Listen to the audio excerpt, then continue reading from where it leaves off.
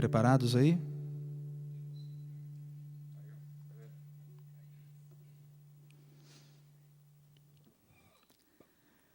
Há um país nas terras de além rio,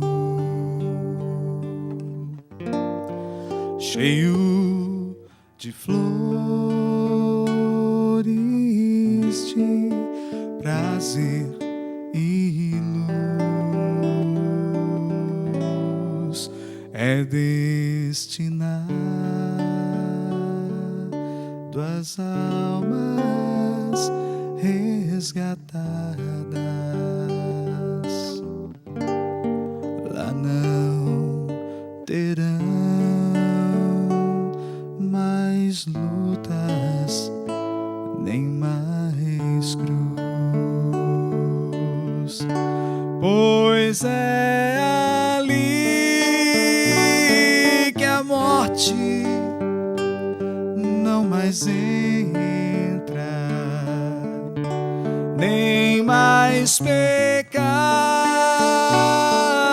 brilho tirará. Jesus, o Rei destas mansões tão lindas, os salvos todos com prazer abraçará.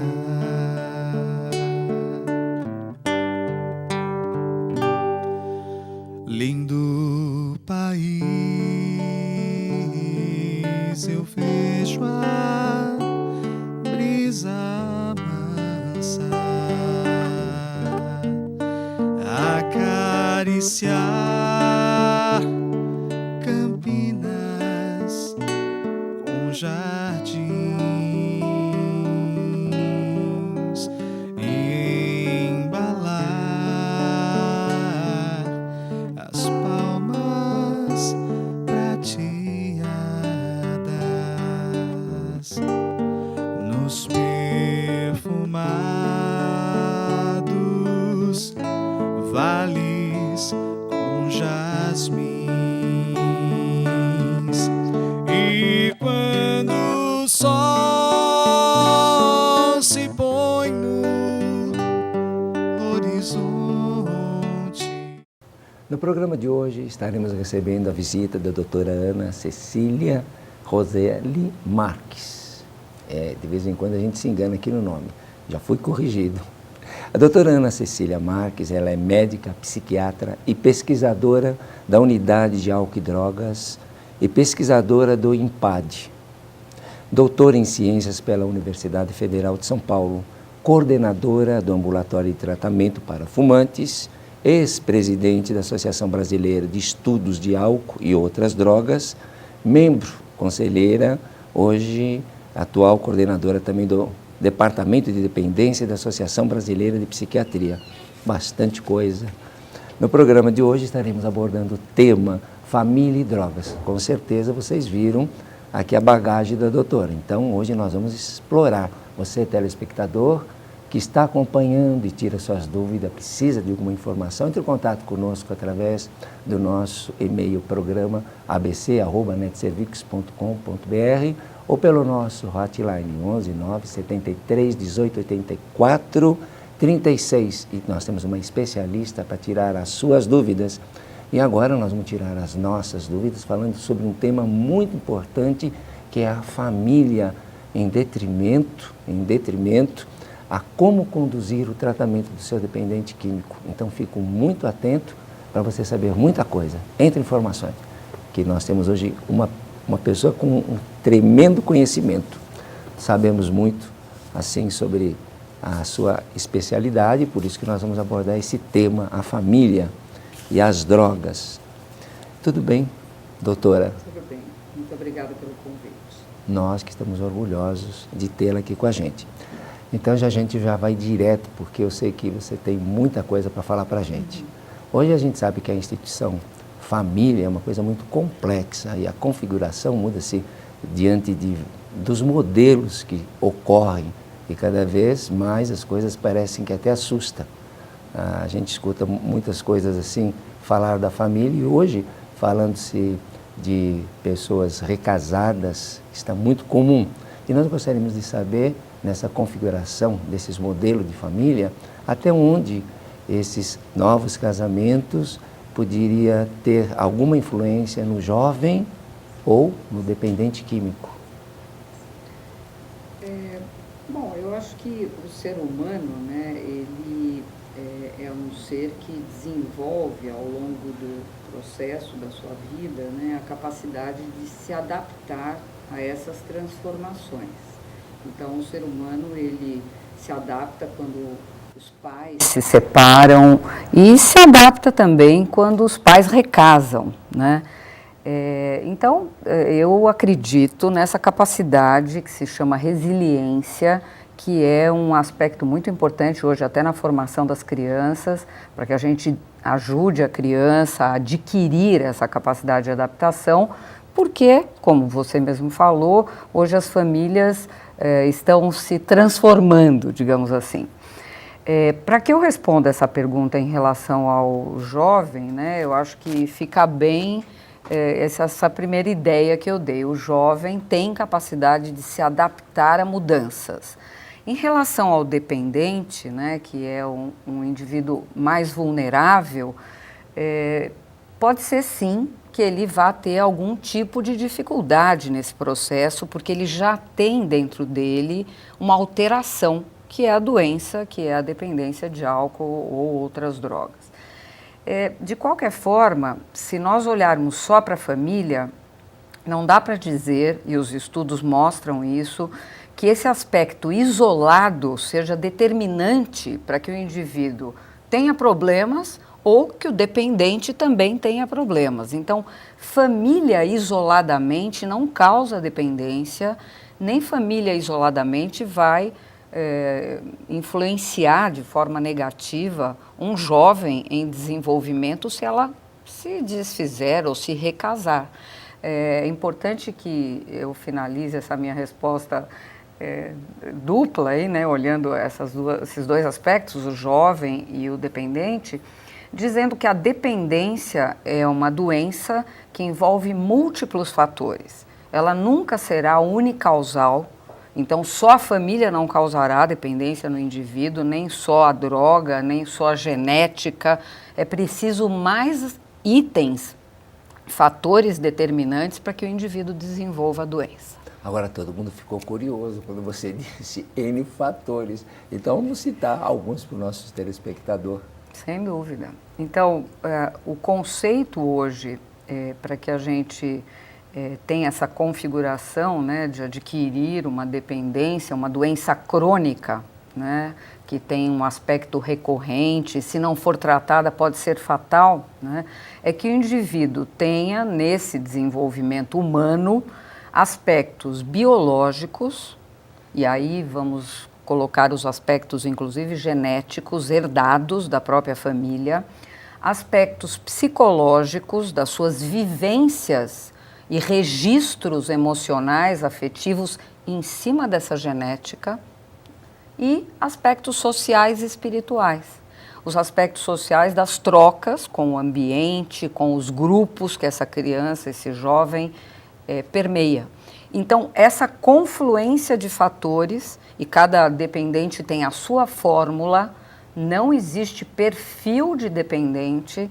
Cada indivíduo, na sua doença, vai ter a sua fórmula com diferentes fatores agrupados, determinando essa doença tão grave que é a dependência.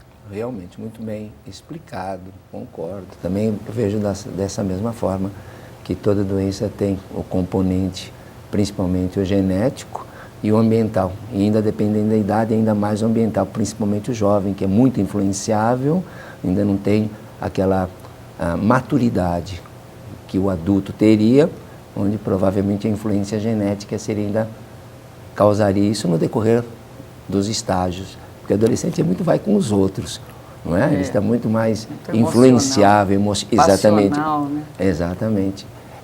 Maravilha, por aí. A criança e o jovem pertencente a uma família disfuncional, quando sai da sua casa, geralmente a gente fala, é por causa da família. Você explicou muito bem. Mas, normalmente, uma criança quando sai, um jovem quando sai de casa, tem inúmeros motivos ou sairia em busca das drogas?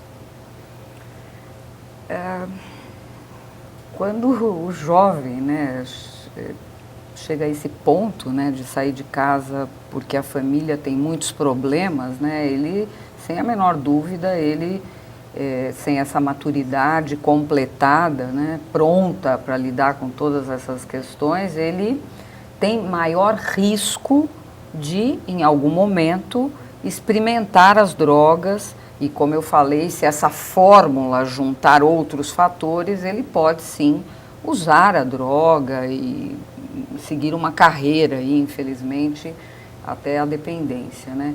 É que, como eu disse anteriormente, um fator só, então só essa família disfuncional não determina que esse indivíduo vá se tornar um dependente de drogas, mas o risco existe que ele entre em contato com a droga e, portanto, mais vulnerável nesse momento, sofrendo, né, por essa alteração familiar, ele experimente e aí possa experimentar de novo e outros fatores manter esse consumo e ele chegar à dependência. A gente tem visto assim as diversas cracolândias espalhadas em diversos focos. E ali a gente vê um perfil de jovens, desde garotos de 9, 10 anos, prevalece a idade do adolescente, moças, pessoas já que tiveram famílias. Assim, você conhece algum estudo desse perfil dessas pessoas que estão na rua, hoje principalmente com o crack?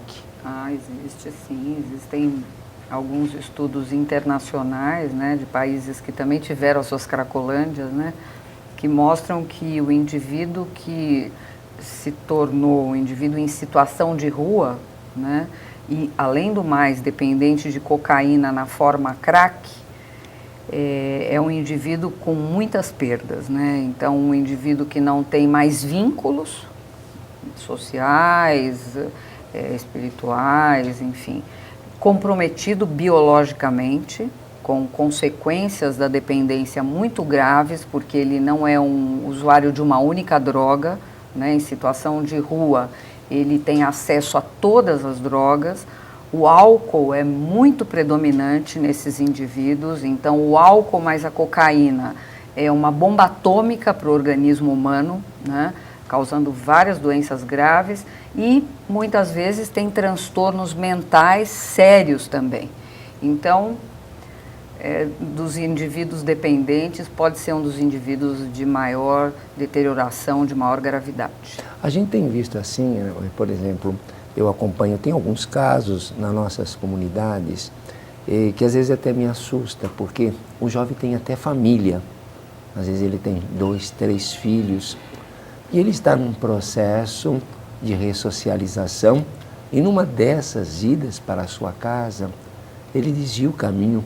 Não é intencional, de forma alguma, a gente sabe que não, e chega a ficar meses na Cracolândia. O que a gente poderia atribuir com o seu conhecimento, com a sua experiência? Bom, em relação à cocaína, hoje nós sabemos que determinadas vias do cérebro que são comprometidas pela droga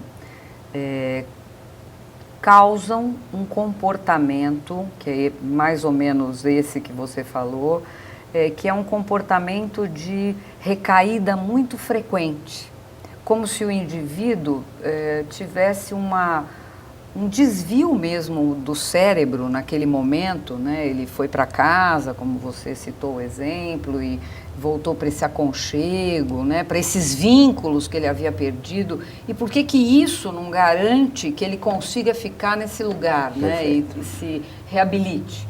Porque essa via do cérebro vulnerável, hipersensibilizada, faz com que o cérebro repita determinados pensamentos e comportamentos, favorecendo uma recaída. Então, o indivíduo quase que hipnotizado, digamos assim, seria uma palavra mais popular, né, e que poderia chegar perto dessa explicação, repetiria esse comportamento de consumo, qualquer pista do ambiente o levaria de novo em busca da droga e, portanto, ele recairia mais.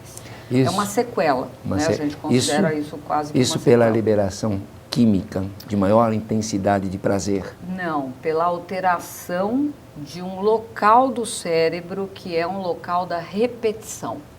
E não necessariamente pela liberação, vamos dizer, da dopamina, serotonina. Nesse momento já ainda não mais. Não mais, porque a droga, quando o indivíduo é um dependente grave como esse que você falou, ele já não tem o prazer com a droga. Não tem mesmo. Então já não é mais a liberação da dopamina, é uma sequela nessa via do cérebro que faz com que ele hipersensibilize mais e recaia mais e tenha mais predisposição. Então fica bem o termo hipnotizado, porque realmente o que eles vão colocar, o que eles colocam é exatamente isso.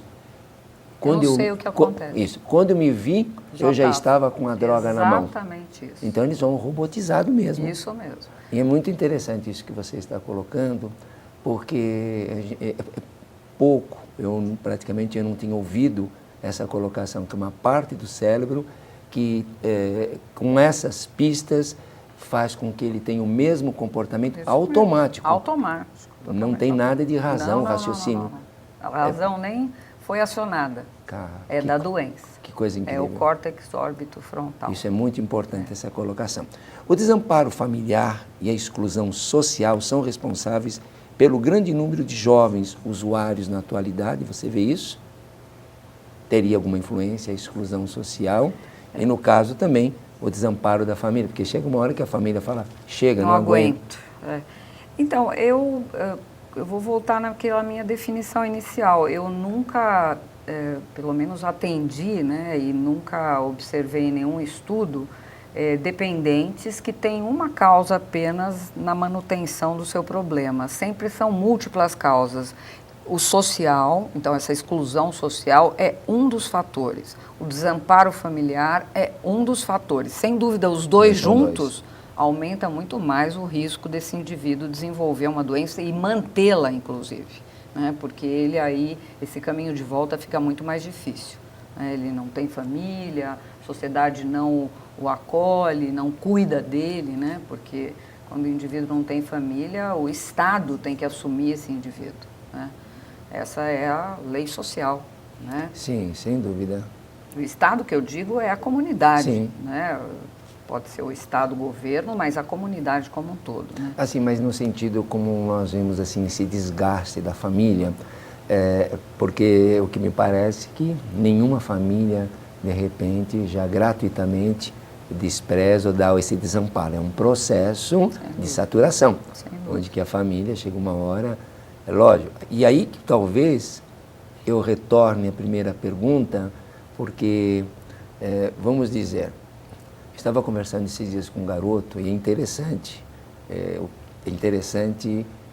eu fiquei meio assim surpreso quando ele me disse que por volta dos 14 anos de idade ele foi embora de casa e ele tinha uma bronca muito grande do pai, porque o pai comprou ele. Porque ele viu o pai com uma pessoa que não era a mãe e retornando para casa, ele era garoto, ele tinha 14 anos, retornando, ele ficou assim, não fala, mas ficou quieto. Quando foi mais tarde, ele viu uma nota de R$100 sobre a cama dele, ele espantou e chegou para mim e falou, você está me testando para ver se eu pego, é seu? Ele falou, não, é que seu pai deixou. Ele falou, ele deixou? Ah, legal. Ele sabe por que ele deixou? E contou. E quando a mãe colocou para o pai falou que era mentira e colocou ele na rua.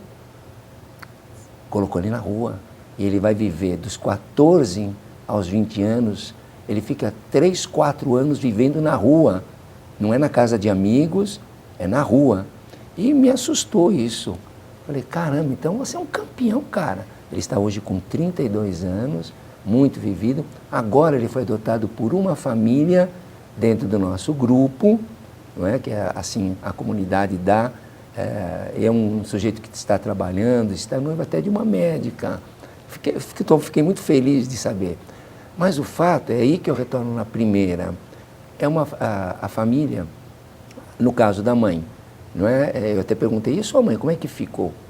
Ela ficou repartida, mas ainda optou em ficar com o pai. Às vezes eu passava e via a minha mãe, eu almoçava, mas ela ficou sempre, percebia que ela gostaria. E num caso desse, assim, esse vínculo da família, é comum? Você já ouviu falar isso? Imagina, é uma família muito doente, né? Muito Sem doente. dúvida. As famílias também têm doenças, né? E esse fator família muito doente, lógico que é um fator de risco. Um fator de risco, que não vai dizer que aquele indivíduo vai se tornar um dependente de drogas porque a família dele era muito doente. Ele tem que entrar em contato com a droga, ele tem que ter uma resposta de vulnerabilidade biológica para acionar uma chavinha, para ele manter o consumo da droga, conseguir ter acesso a essa droga, a droga ser disponível e ele aumentar a frequência da droga, quer dizer, tem todo um processo para ele se tornar dependente. Para uma mãe agir dessa forma, realmente a família é doente. Muito doente. Eu também deduzi isso. Foi quando eu doente. coloquei, eu falei, meu Deus, mas a sua mãe, aos 14, ele permitiu, eu ouço, seria mais interessante. Ela fala, sai o pai e fica o filho. Lógico, muito doente. Então, eu vi dessa forma. Quais são as consequências do uso de drogas para o dependente e para a sociedade e para a família? Quais as consequências realmente que o usuário estaria trazendo para a família e acarretando para a sua comunidade ou mesmo para a sociedade?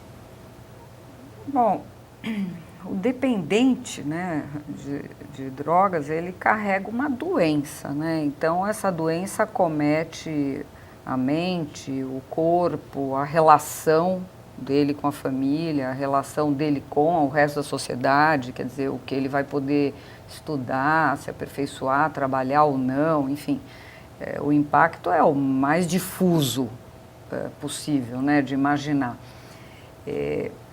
O que eu acho que essa pergunta embute enfim, é um aspecto que é super importante, é que quando existe um dependente numa família e num grupo social, né, porque vamos colocar a sociedade ali no grupo que é esse entorno do dependente, além da família, os parentes, as pessoas com as quais ele se relacionava.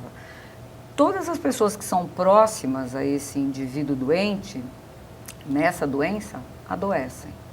É uma doença muito complexa. Então, a família adoece e o grupo contíguo mais ampliado, digamos assim, os colegas da escola ou os amigos do trabalho, né, dependendo da faixa etária desse dependente, todos ficam imobilizados, não sabem o que fazer e só essa angústia já traz um monte de problemas para todos esses indivíduos desse entorno. Então, o indivíduo doente, a doença abrange, atinge todo o seu entorno. Afeta os que estão ao seu redor. Todo o seu entorno. A gente vê isso nos jovens, né, quando muitas vezes os irmãos ou então os amigos, né, da escola, enfim, se preocupam e querem participar, querem auxiliar. Imagine a família, né? E como é uma doença que nós ainda sabemos muito pouco, esse tempo até a família aprender, os amigos e as pessoas entenderem que existe tratamento, que é uma doença crônica, mas tratável, faz com que todo mundo adoeça também. É muito o espaço entre você saber que o indivíduo é dependente e todo mundo se envolver nesse processo, aprender com isso, e eu já acabei de dizer o quanto a gente sabe pouco dessa doença, faz com que todo mundo adoeça. Sem dúvida. E aí o tratamento é bem mais difícil, né? Porque aí nós estamos falando de um grupo a ser tratado. Né? E trazer esse grupo que vai ser o problema. Nossa, é bem difícil. É bem difícil. E para a comunidade, o que pesaria, o que nós poderíamos pontuar para a sociedade? Olha, é muito difícil, né, de imaginar, né? Porque é muito peculiar, né, cada doente, né? Eu sou médica, né? Então eu enxergo o doente como um ser único, totalmente diferente dos outros doentes, né? Então imaginar o que chegou aqui, que é o grupo mais próximo, que é a família, e o que atingiu o resto do entorno, a sociedade, fora o custo da dependência, né, porque existe um custo muito alto em relação a essa doença, pode acontecer tanta coisa, é muito diverso, né, violência, acidente de trânsito, é difuso, né? Realmente. Aquele indivíduo doente que pega um carro, ele é uma arma, né? Ele é uma arma, então ele pode atingir a sociedade nesse sentido, enfim. Ele só não está mais sendo um peso produtivo nesse momento. É nisso que eu vejo que estaria onerando. Olha, o papo está muito gostoso, tenho certeza que vocês tenham dúvidas, precisam tirar. Então, entre em contato conosco através do e-mail, o nosso e-mail do nosso hotline, e nós voltamos já já.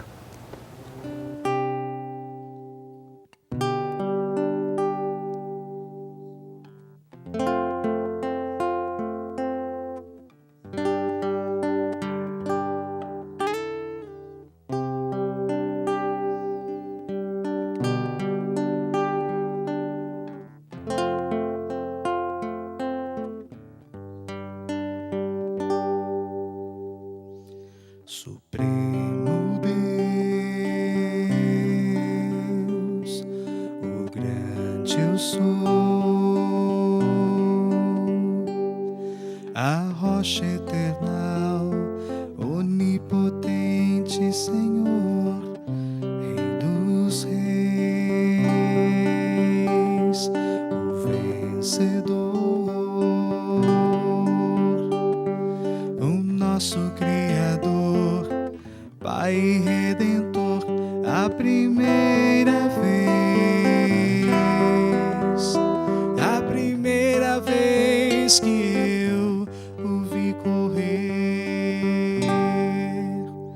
Meu Pai correu pra mim, tomou-me em seus braços, com amor me abraçou, disse: filho, enfim você voltou, fitou meu olhar, enxugou meu chorar, com perdão em sua voz, disse: filho, eu ainda te amo.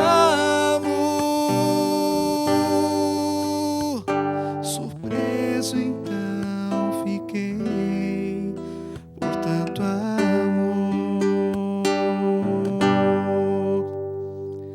Eu sei que ao partir seu coração eu feri, pensei que jamais meu Pai iria me